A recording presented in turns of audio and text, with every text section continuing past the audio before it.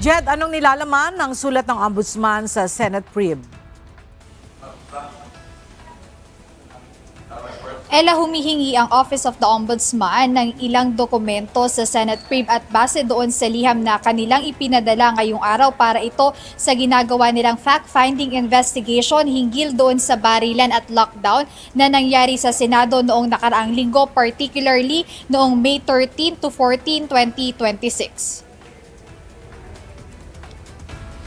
Sa liham na ipinadala ng Office of the Ombudsman ngayong araw sa Senado, formal na hiniling ng kanilang Field Investigation Bureau kay Senate Public Relations and Information Bureau o PRIB Director Michael Caber ang ilang mahahalagang dokumento. Kaugnay nito ng investigasyon hinggil sa naganap na barilan at lockdown sa Senado noong nakaraang linggo.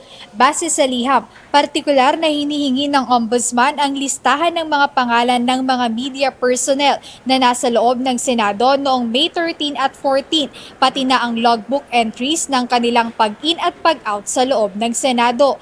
Ayon kay Ombudsman Field Investigation Bureau Director Maria Melinda Mananghaya Henson na siyang nakapirma sa liham, ang hakbang na ito ay bahagi ng kanilang isinasagawang fact-finding investigation sa naturang shooting incident o armed confrontation na nagdulot ng lockdown sa institusyon.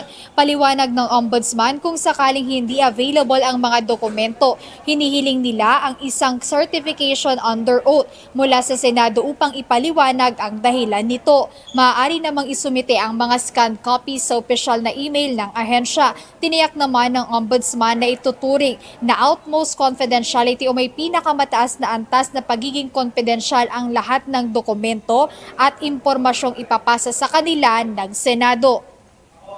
Ella, kaugnay nito na una nang sinabi ni Ombudsman Crispin Remulla na ipasa sa PINA yung lahat ng footages ng mga media networks na nag-cover noong mga araw na yon sa Senado at bukod dyan, nabanggit niya rin na bukod sa media, ipasa sa PINA din yung iba pang mga tao na nasa loob ng Senado, maging yung mga empleyado at yung mga senador na naiwan sa loob at yung iba pang mga individual na nandito rin noong gabing iyon. Bukod dyan, kaugnay nito, kinumpirma rin or as confirmed ni Assistant Ombudsman Miko Clavano ay naibigay na din yung subpoena kahapon dito sa Senado para naman doon sa mga CCTV footages na nangyaring gulo o tensyon noong May 13 at kasama nito o kasabay nito yung pagbibigay din ng preventive suspension kay Acting Senate Sergeant at Arms Chief Mau Aplaska. Ayan muna update mula rito sa Senado. Balik sa inyo, Ella.